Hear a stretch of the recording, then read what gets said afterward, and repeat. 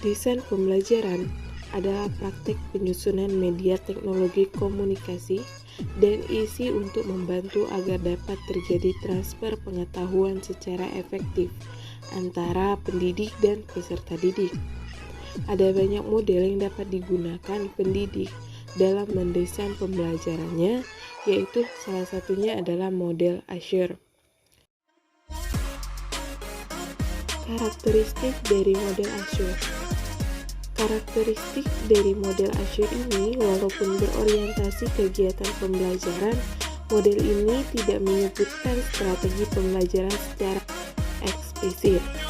Strategi pembelajaran dikembangkan melalui pemilihan dan pemanfaatan metode, media, bahan ajar, serta peran peserta didik di kelas. Model Azure sesuai dengan namanya, langkah-langkah dalam desain model Azure ini terdiri dari 6 langkah, yaitu yang pertama, analisis karakter siswa, yang kedua, menetapkan kompetensi, yang ketiga, memilih metode, media, dan bahan ajar, yang keempat, pemanfaatan bahan ajar dan media pembelajaran, yang kelima, melibatkan siswa dan proses pembelajaran, dan yang terakhir, yang keenam, yaitu ada evaluasi dan revisi. Pertama, analisis karakter siswa. Langkah awal dalam pembelajaran adalah menganalisis siswa.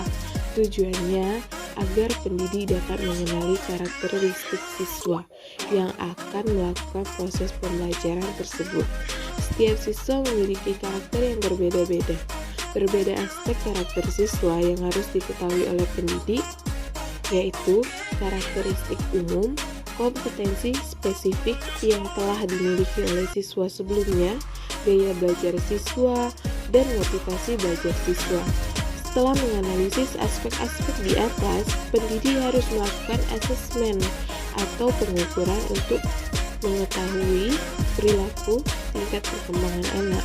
Asesmen ini memiliki beberapa manfaat, yaitu mendukung belajar anak, mengidentifikasi anak, apakah perkembangan dengan normal atau memiliki kebutuhan khusus, mengevaluasi program pembelajaran, memonitor kebutuhan anak sebagai wujud tanggung jawab pendidik.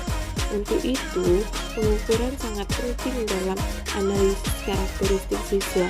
Setelah guru dapat menganalisis karakteristik siswa, maka pendidik dapat menyiapkan metode, media, bahan ajar yang sesuai dengan karakter siswa tersebut. Langkah kedua yang harus dilakukan yaitu menetapkan kompetensi. Dalam langkah ini, pendidik menentukan tujuan sesuai dengan silabus atas kurikulum.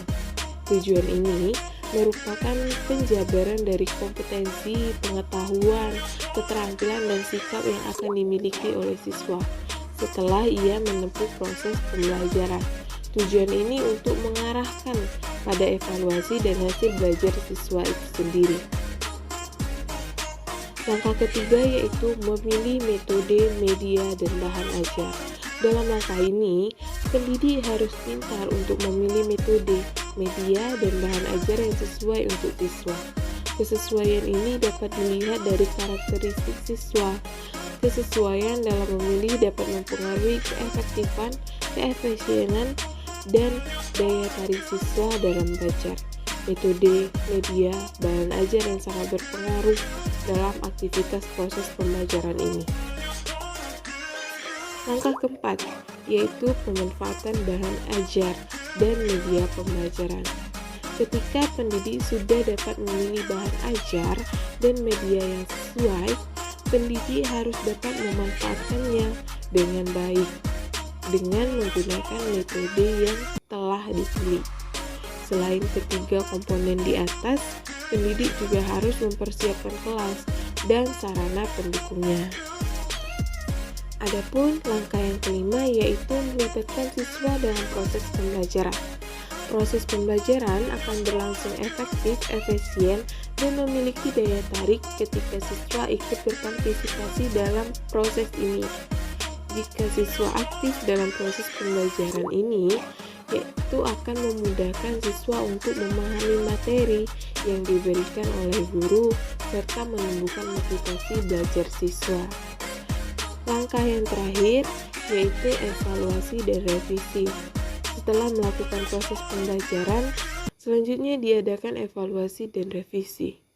Tahap ini bertujuan untuk menilai efektivitas dan efisiensi program pembelajaran dan menilai pencapaian hasil belajar siswa.